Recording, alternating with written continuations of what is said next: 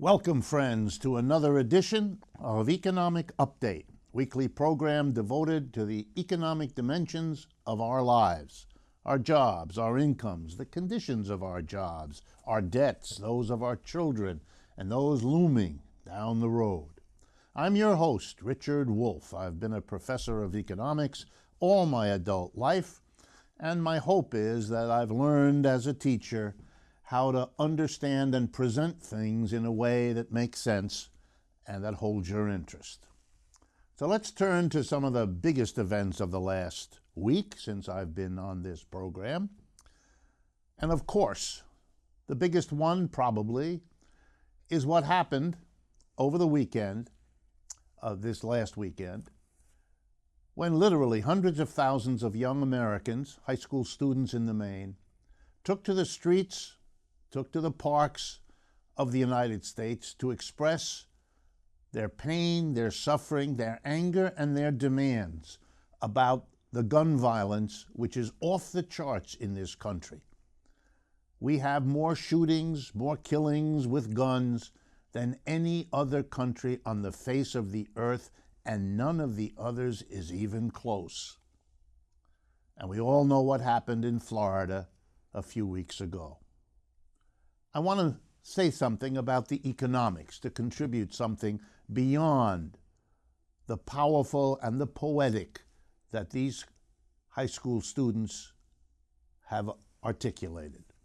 But before I do, I want to take my hat off. Those young people are acting in the way that a really democratic society can and should applaud. They feel strongly about an issue. They're explaining themselves, they're sharing their commitments, and they're acting collectively to make a difference. Bravo to them for exposing how many of us don't get together with our fellow human beings to make this society better for all of us. Now to the economics of the situation. The big pusher for guns in this country is not the gun companies that make the guns. Of course, they want to sell more because that's how a capitalist enterprise works. They don't worry about the secondary consequences. It's so much collateral damage. They want to sell guns because therein lies the profit, which is why they're in business. So I understand that. I want to look at the NRA.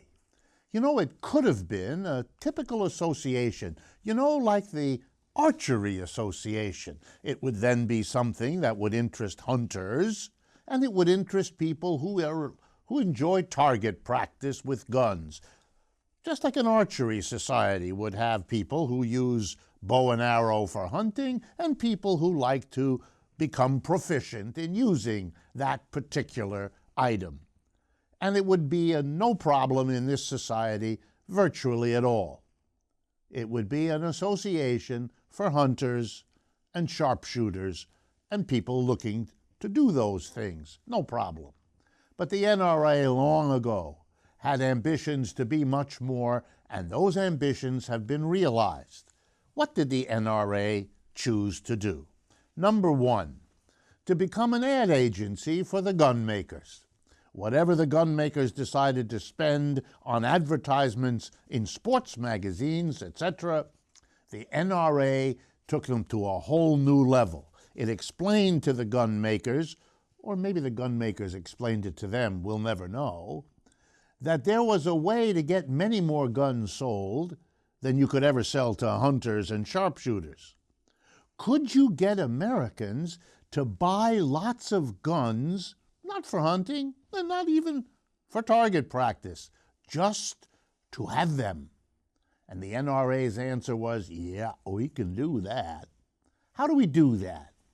We latch on to an ideology here in America that is very useful for us. Here's the ideology. Whenever something goes wrong with the economy, unemployment, bad jobs, low pay, poor benefits, insecure jobs, don't blame the companies. They don't want that. Blame the government. When you lose your home to a foreclosure, don't blame the bank. that forced you out. Blame the government. Wow. That would be a wonderful ideology for capitalism, because it would allow the company to really screw you, and you don't get angry at them. You get angry at the government. You paint the government as the ultimate evil. The government is behind it all. The government is what's hurting you. Not only does that help capitalism, but it gives the NRA a new idea. It can go to the mass of people and say, you know that evil government? Well, it wants to take away your gun. It wants to threaten you. It wants to hurt you even more than this economy has already hurt you.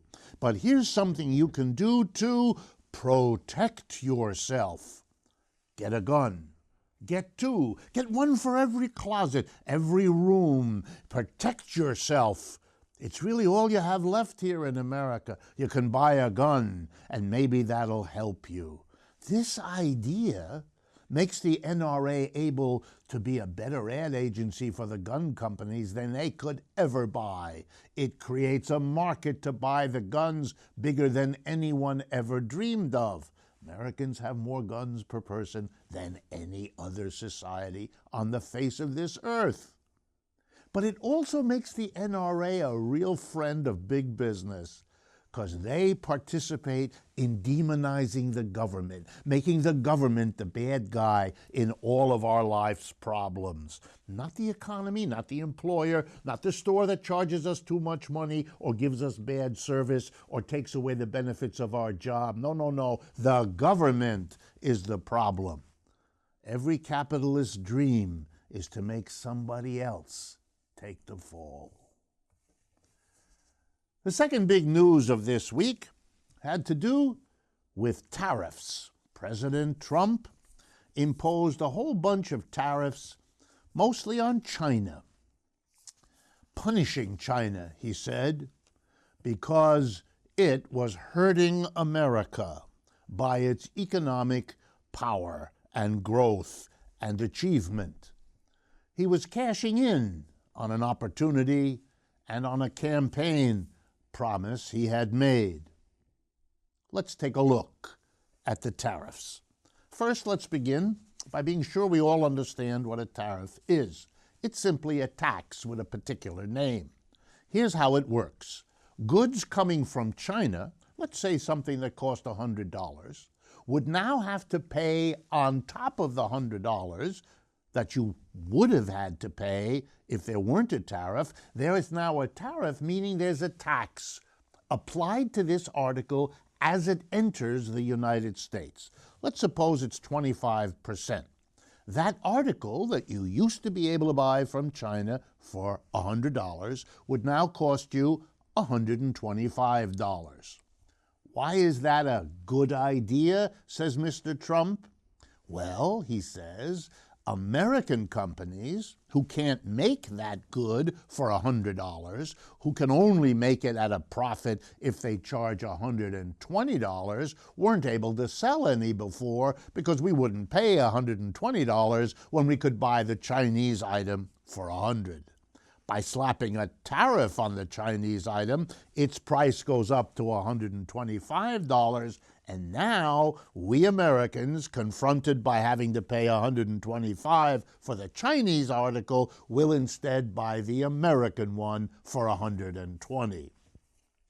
And that, we are told, will mean more jobs for Americans in American companies producing that now $120 item we're buying, because we can't buy the Chinese one at $100 anymore because it's become $125. That's the story. Let's take a look at the economics here so we aren't fooled. Number one, the Chinese aren't stupid, and the Chinese aren't impoverished, and the Chinese are not powerless. The first thing the Chinese can do, and they've already proposed it, is to do tariffs in return. to do the same thing to the United States that the United States has just done to China. And what that will do will be to persuade the Chinese people to buy from their own producers rather than to bring stuff in from the United States, because the cost of bringing stuff in from the United States has just been raised by the Chinese tariff. They're particularly going to do that to agricultural goods and various other kinds of things that are going to hurt American farmers and American businesses. Whatever the extra jobs we get here from a tariff on Chinese goods will be offset by the lost jobs here because we can't sell goods to China anymore. Anyone who's ever learned any economics gets this. Mr. Trump and his supporters want us only to think about the jobs you get when you levy a tariff and never ask how it can play out and undo itself. But that's the least of it. Remember what I said about the price going up. We're all going to now pay $120 for that item from China, or for the American substitute for it. And that means prices are going to go up. Let me say that again. Prices are going to go up. American people can't afford to buy the things they need now, as we all know. If the prices go up because of the tariffs, which is what will happen, and it always does, it's going to mean Americans can buy less than they could afford before. It's going to make economic conditions harder for Americans as a buying public. Where does that figure in to all of the discussion? It doesn't. It's left out, but it is childishly obvious. This drives home the central point to keep in mind. This tariff is being discussed in mainstream media in terms of what its effects will be, what the Chinese will do. Stop. No one knows what all the effects. It'll take years to figure out. We do know prices will go up. We do know that jobs may go up or down, but it won't be a big difference. So what is all of this about? This is political theater. This is a president doing what presidents so often do. Our problem in the United States is an economic system that's not working very well for most of us. Yes, it's very good for those at the top. They're happy. The 1% to 5% at the top are doing great. The corporations just got the biggest tax cut they could dream of. They're in fine shape. The rest of us, no. And this is political theater. We're not supposed to look at this economic system and say, it's not working for us. We're supposed to be mad at somebody else. And Mr. Trump has an endless list of somebody else's. We should be angry at immigrants. Ladies and gentlemen, this is a country of 325 million people, roughly. The number of undocumented immigrants in this country may be 10 or 11 million. Do the arithmetic.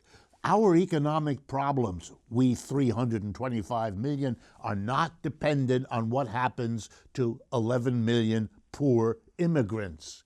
It's silly, but he can get people very angry at those foreigners. That's always easy. And tariffs on Chinese, guess what? That's slapping some more foreigners. At least it sounds like that. It distracts you. It gets you focused on something other than the economic system that is screwing you. That's the key message. That's what we need to understand.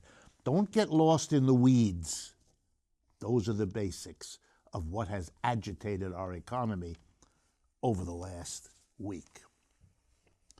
Now some more quick updates.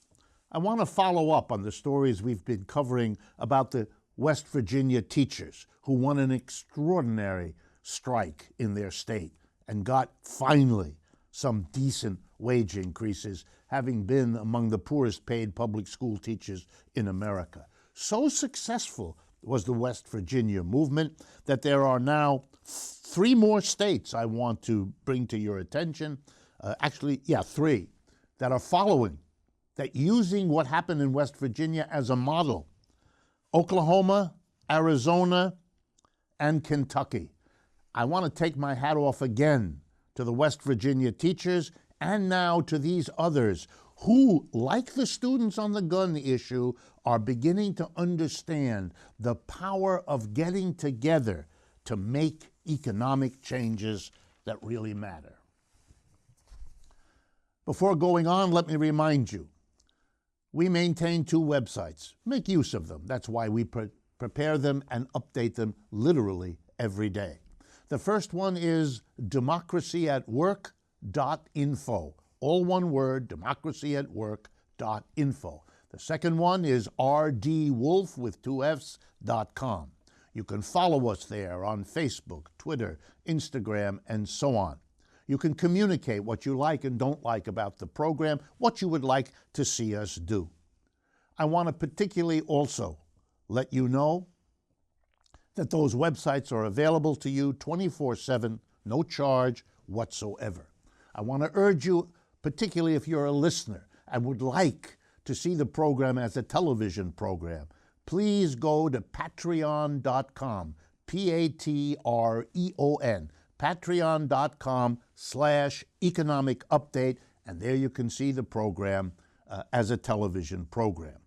And I want to also announce that we have a new episode of Puerto Rico Forward. That is a special program. It's on our website, and it is also available on patreon.com.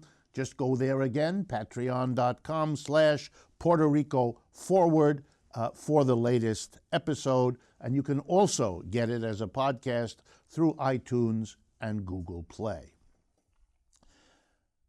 Next update.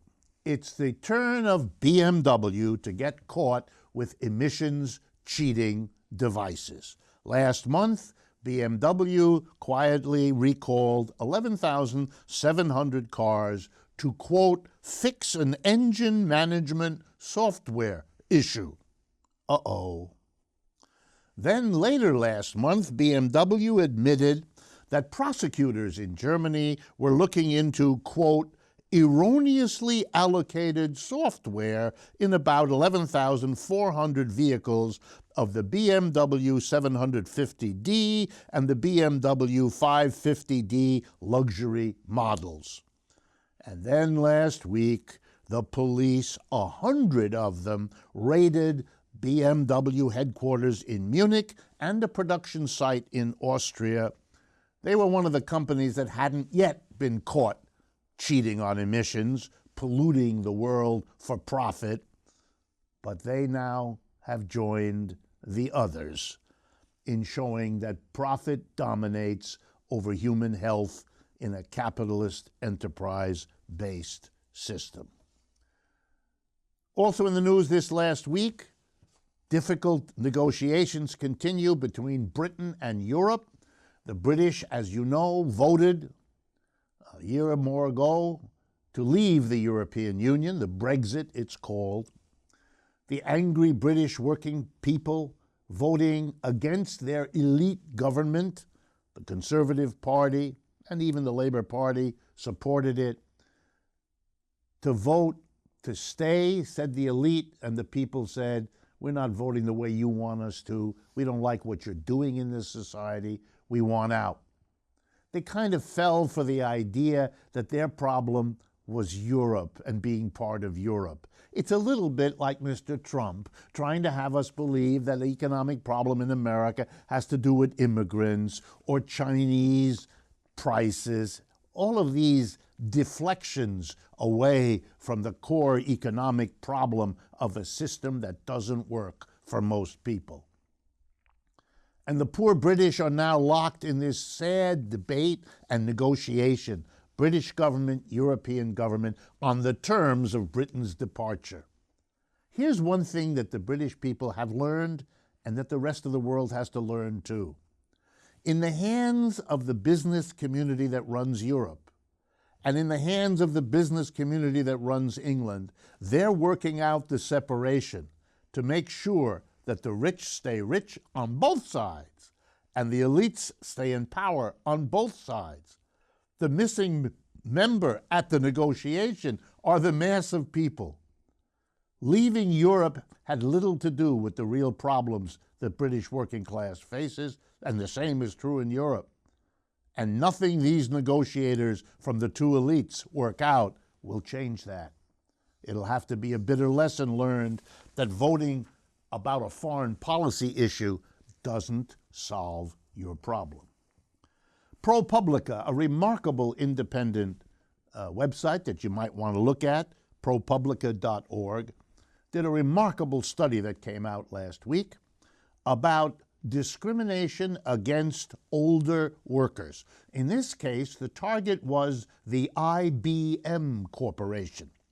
ProPublica did a big survey of former workers at IBM, particularly older ones. And it's a remarkable study about systematic discrimination against older people. Here are some of the results of that survey I thought would interest you if either you are an older worker or your parents might be. Pretty much includes all of us, doesn't it? Here are the results. 183 respondents said the company recorded them as having retired by choice, even though they had no desire to retire or flat out objected to the idea. 45 people were told they'd have to uproot their lives and move thousands of miles from the communities where they had worked for years. 53 said their jobs had been moved overseas. I could go on and on. You get the point. The remarkable thing is many workers are still fighting with the company over having been dumped at various stages in their career. You know, a bill was passed not that many years ago called the Age Discrimination in Employment Act, ADEA, forbids doing this. And that may have something to do why, as ProPublica points out, in the year 2009, IBM stopped publishing its American employment total. In 2014, it stopped disclosing the number and ages of older employees that it was laying off, even though that's a requirement of this bill. In other words, companies find ways to get rid of older workers and replace them with younger ones. The older workers have more experience. The older workers know how the company works. But the older workers cost more money than the young ones, and therein lies the story. The damage done to these older workers, who cares? Profit rules, and we live with the results so long as a system like this is allowed to continue. Tennessee public employees did something interesting. They went against the governor there, a right-wing governor in Tennessee, spearheaded by the United Campus Union of the University of Tennessee. They refused to allow, in effect, what Governor Haslam there proposed, which was nothing short of the privatization of the university system and indeed of much of the public sector. It was a wonderful example, not just of workers pushing back and winning.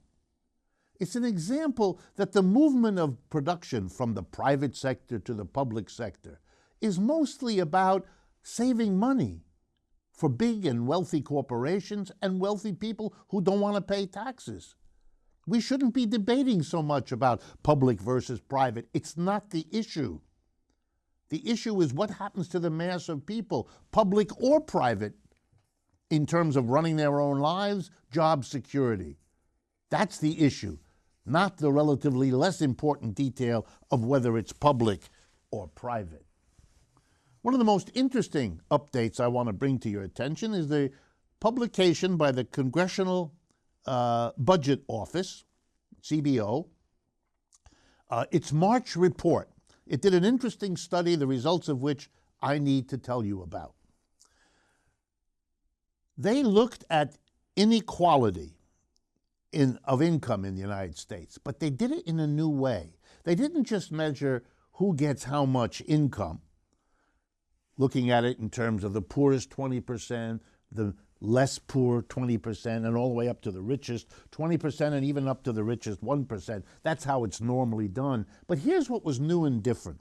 They took into account the taxes we have to pay. They took into account the inflation we all face. And they also looked at who got the benefit of social safety net programs, anti-poverty programs, because they wanted to deal with the right-wing argument that we shouldn't be looking just at the money people earn, because some people, the poor, get in-kind help in terms of food stamps and things like that. So the CBO, responding to this criticism, took all of it into account. And here's what it did in its report. It looked at the distribution of income. How did income change between 1979 and 2014? Okay, so that's 35 years, basically the last 35 years. And they looked at how did the different parts of our income distribute, how did they do when you take into account the taxes they pay, the inflation they face, and all the social welfare programs we have in this country. Here we go. You might be interested in this. The poorest 20% went up over those 35 years, 69%. That's what they got over 35 years, 69%. Works out to 2% a year. Not very bad, not very good. The next 20%, not the poorest 20%, the next to poorest, they only went up 39%. They did 1% a year. They went nowhere. And that's true for almost everybody else, right? Except the top. Let me give you the top 1% of Americans when you take it all into account. Here's how they did over the last 35 years. Their incomes, including the taxes they pay, the inflation they face, and the social welfare programs that other people get, their income went up 227%. There is no way for me to exaggerate the horrendousness of what I've just told you. Over the last 35 years, the rich got richer and everybody else didn't. And that's true whether you just look at the money or you adjust it for all the other social programs. The social programs in this country don't undo our inequality. They don't even come close. And inequality has become the overwhelming problem of this society, precisely because we have an economic system that works that way, and that's the basic problem we have to face, from which everything else is mostly a diversion that you shouldn't be diverted by. We've come to the end of the first half of today's economic update. Thank you very much for staying with me. And do stay with me for the next half hour, because we will have a very, very interesting interview for you that I think will capture your attention as well.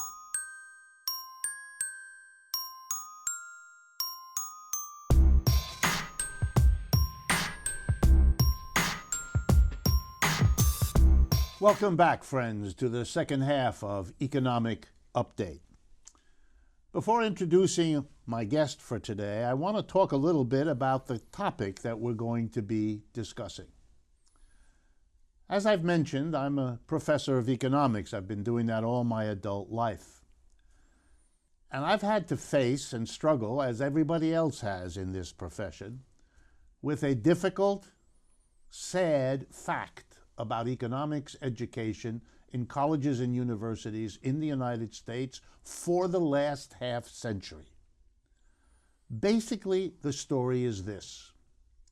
Because of the Cold War, because of the long years of struggle between the United States and the Soviet Union that began in the late 1940s, the previous way of teaching economics, which included the presentation of alternative theories, of those theories that thought capitalism was a really good system and efficient and effective, and those who didn't, those who were critical, those who preferred alternative ways of thinking about economics, an alternative economic system. That kind of an economics that debated those questions was pushed aside.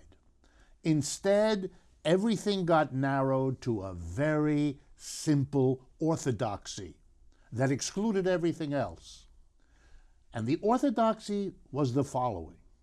Capitalism, the economists told us, was the greatest economic system since sliced bread.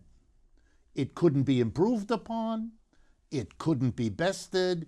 It had no alternative that was worth studying in a sympathetic way, from which lessons might be learned. None of that. Marxism, which is the most developed critique of economic orthodoxy that exists in the world, it's the most developed critique of capitalism that exists in the world, was simply excluded from 99% of all economics curriculum as it is today. It's an extraordinary, narrow orthodoxy.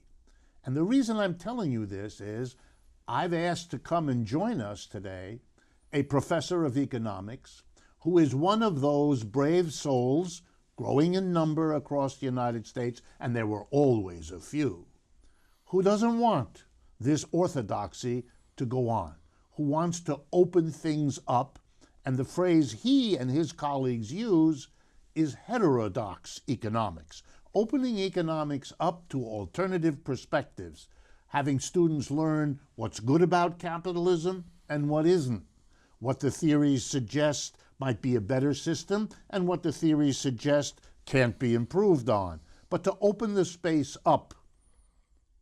And that's a really important contribution to this country, particularly at this time when so many Americans understand all too well that capitalism, whatever its virtues, is not doing all that well by the majority of people. So let me turn to my guest and introduce him to you. He is Professor Seda Irizarry. He is an assistant professor of economics at the John Jay College of the City University of New York. There he teaches Introduction to Economics and Global Capitalism, Political Economy, Economic Development of the Caribbean, and Economics in Historical Perspective. He got his PhD in economics from the University of Massachusetts at Amherst, and his current work focuses on understanding the economic crisis of Puerto Rico, and his popular and academic writings have appeared in outlets inside and outside of the United States. So it really is with pleasure that I welcome to our program Professor Seda Irizarry. Thanks very much for joining. Thank you, Rick, for having me yet again in your space, and for your viewers and listeners for tuning in. Good. So tell me what you understand by this term heterodox economics. And I should preface my question by saying I'm going to be asking you about the fact that you've created at your college a master's program in heterodox economics. So I'm going to explore that with you. But let's begin by what is heterodox economics? Well, as you mentioned in your introduction, heterodox economics is kind of an umbrella term for capturing alternative perspectives to the mainstream of the discipline, to the orthodoxy. So in that sense, it refers to the outside of the discipline. The concept itself also is kind of problematic because it doesn't necessarily imply that it's a critique of capitalism. It's just that it might be a different way, for example, of celebrating the system that's not on par with the mainstream. So in that sense, it's a very broad umbrella term. So it's not like what some people like to say that it's just like, radical political economy with a new name, right? Like here in New York City, people like to speak about, salsa music is just mambo. No, it's a different thing. But we use that term to highlight the openness of alternatives to the orthodoxy. Okay, so tell me, why is it necessary? Why did your colleagues and you choose to specifically designate your new master's economics programs as heterodox? Why choose that name at this time? Well, against all attempts to silence alternatives, there has always been a demand for alternative viewpoints concerning the explanations of how the system works. And usually this demand for alternative viewpoints just explodes in moments of crisis of the system. So for example, in the 1970s, this happened. New textbooks were created. Probably the most famous one which sought to be an alternative to the classic Paul Samuelson introductory textbook, which is the Bible of the discipline. Was a project by John Eatwell and John Robinson that didn't get off the ground very well. Then you had at the turn of the century with that crisis that started around 97 and ended up in 2001 that cut countries like Russia, Argentina, Turkey. You had calls in countries like France from students in universities asking for changes in the curriculum. And with the latest downturn of the economy, we had the case, for example, of students walking out of the classes of somebody like Greg Mankiw, who right now is the most renowned author of the basic textbook that most economic students are willing and are expected actually to tackle and learn from. So in that sense, we are kind of a product of the ups and downs of the crisis, and specifically our department took the shape it took around 2008, 2009, which is, the critical years of, the downturn, the most recent downturn of the system. So we basically tapped into that demand, and we had, thankfully, which is kind of lucky, the support of the institution to precisely provide this alternative views to our students.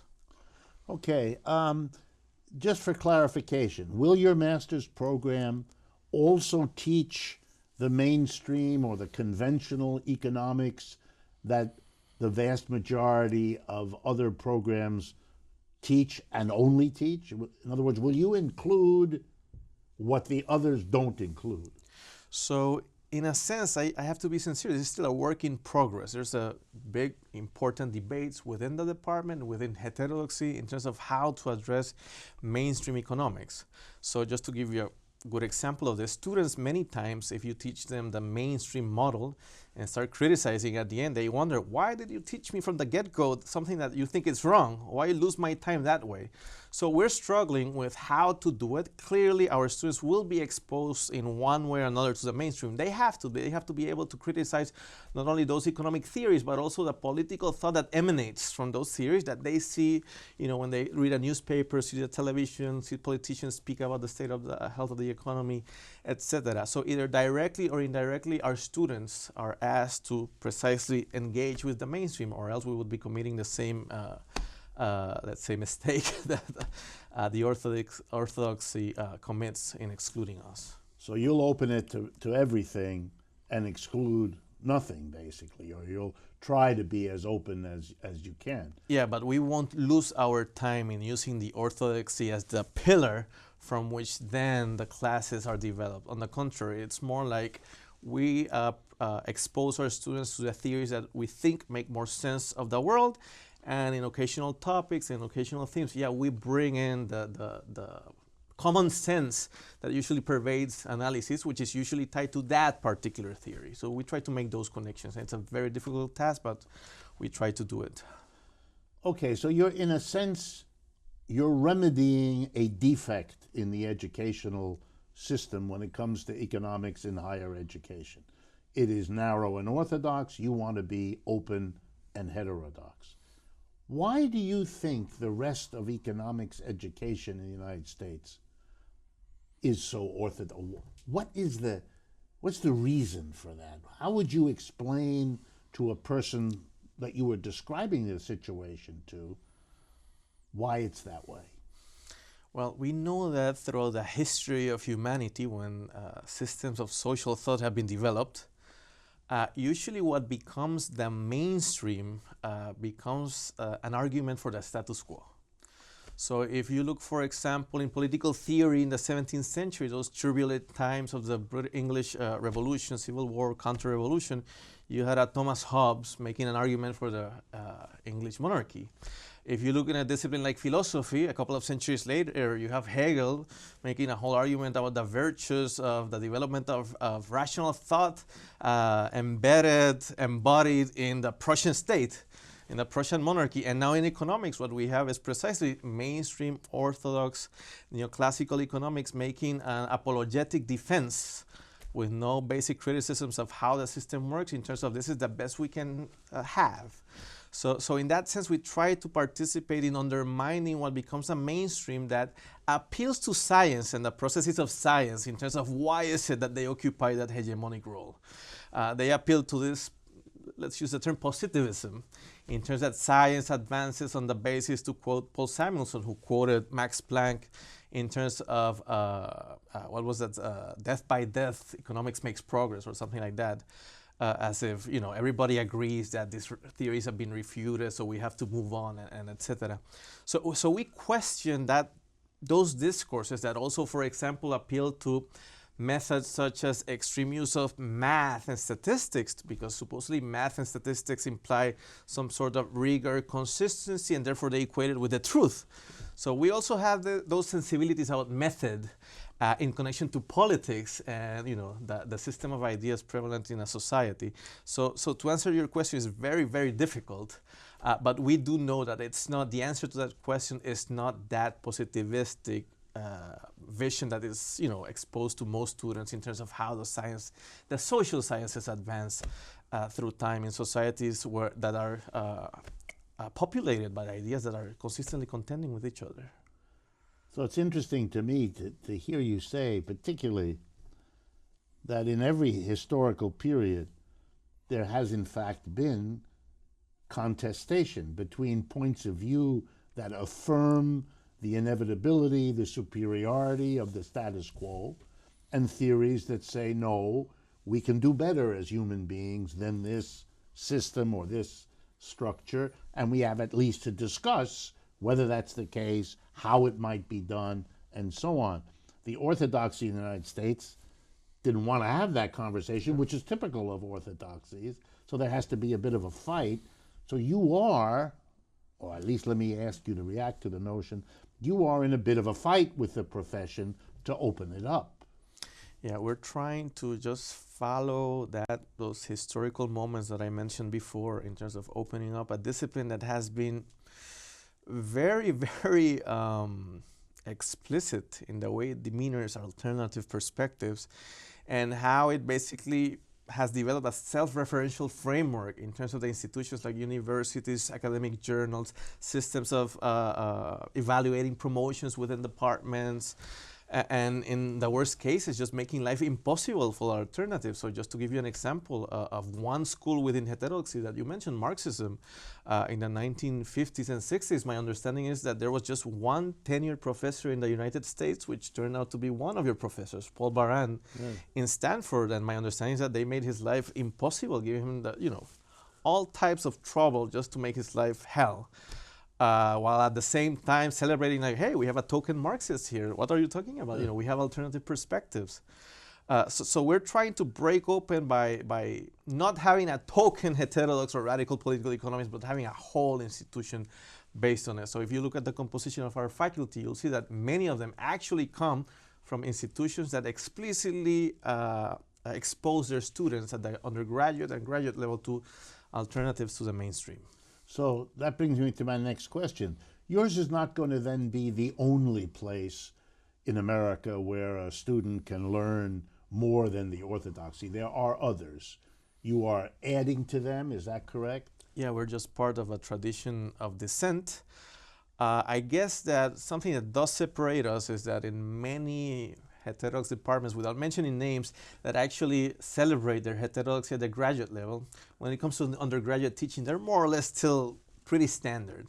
So our starting point was heterodoxy from the undergraduate level, and now, thanks again to the work of many of our colleagues and the support of the administration, now we're offering the same alternative now at the more advanced graduate level of the master's degree. What's your argument for a student who might be considering where he or she is going to do master's level economic studies? Why should such a student, in your judgment, choose a heterodox program? What are the advantages that make that a more desirable choice than going to the conventional, the more conventional route? Well, just to use the concrete example of our own students at the undergraduate level, most of our students come from a working class background.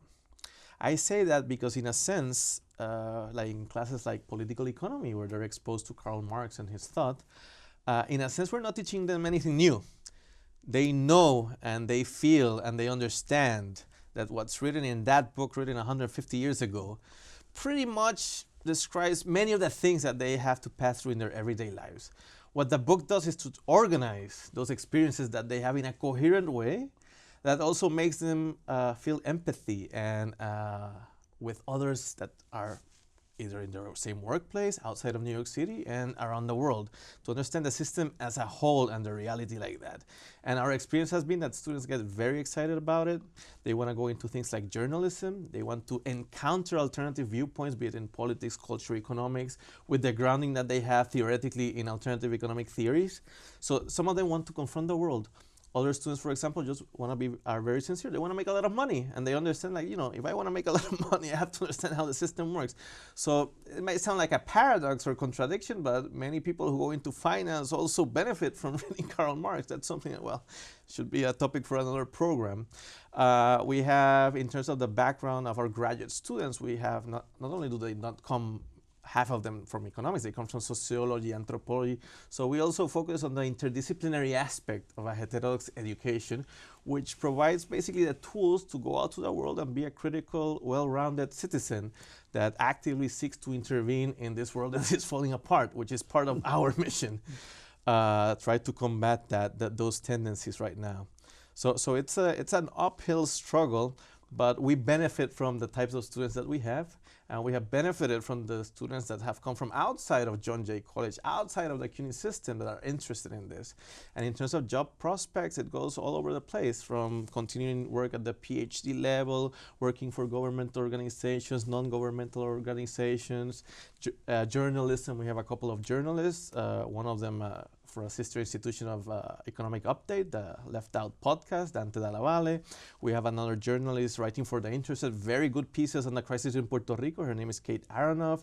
We have another graduate student, his name is Nathan Tankus, who has been cited by one of your guests here, Stephanie Kelton. So we have a very interesting group and rich environment to push the boundaries of the discipline in terms of alternatives within economics and outside the spectrum of the discipline itself. Let me ask you, because sometimes when I talk to people about heterodox economics, I get the impression that they think if you're interested in that, it will bring you into tremendous conflict either with the administrations of universities or make it difficult for your graduates to get jobs. Let me ask you then about this. Is there a problem in the CUNY system, the City University of New York, with your going in this direction? Has that occasioned any difficulty, or do they welcome this kind of opening? Well, our immediate experience, not even at the graduate level, at the undergraduate level, is that we've graduated students, sent them to sister departments. They come back, work for the Bureau of Labor Statistics. Some of them come back and teach for us. So the opportunities are there, and the employers are also interested in precisely a broader spectrum of analyses. Not this, mass production of the same. Yeah. That's what the education system usually, pops out on a yearly basis. So even though there's, of course, the constraints of public education, the cuts in public spending, funding, and all of that, which of course amounts to real constraints, we're working through those things. So our students do have the opportunities. We have the anecdotal evidence that they will not be wasting their times either professionally in terms of, again, making a buck or contesting the system itself. So it hasn't been a problem for your graduates. What about the university administration? Is this okay? Well, because sometimes professors who might want to go in that direction are frightened that they will encounter some sort of disapproval if they do that. Well, our program in part has been a product of a turn at John Jay College towards more of a liberal arts education. So in that sense, the economics department was more than welcome. And then within the context of the crisis, this heterodox approach, even, open arms to us. So at least within the John Jay College, that has not been a problem at all. It's been very supportive. We have lots of fantastic colleagues from other departments that are very supportive, extremely supportive. So far, no major, stumbling blocks along the way. Tell me a little bit so that people understand about your students at John Jay. And I would guess they're not all that different from the students that come to many of the campuses of the City University of New York. How does your program, in a sense, at least in part, focus on what they need and who they are? So the topics addressed in the department, topics like inequality, poverty, instability in the job, household dynamics, international dynamics, all of these things are part of the experiences of our students. Many of them are, for example, the first member in their family to go to college. Many of them are the main source of income of their family. So that's very common throughout the CUNY system, very common at John Jay, which is also a Hispanic serving institution. A substantial amount of students are, from Hispanic background and all of that. So they have to deal with things like immigration in terms of the history of their families. So we deal with those things within the current context of the Trump administration and within the larger context of the historical development of the United States and the development of global capitalism. So in that sense, we're directly connected with those experiences in terms of precisely providing theories that actually do explicitly address those problems. So if you take some, versions of the mainstream, they will tell you inequality doesn't matter. What's really important is poverty. So we tackle those problems. We show them what does it mean to make that. What consequences does it have in terms of the workings of the system at the economic level, at the political level, etc. So in that sense, we think that we're very relevant to their daily experiences, both individually in relationship to their families, etc., their neighborhoods, etc.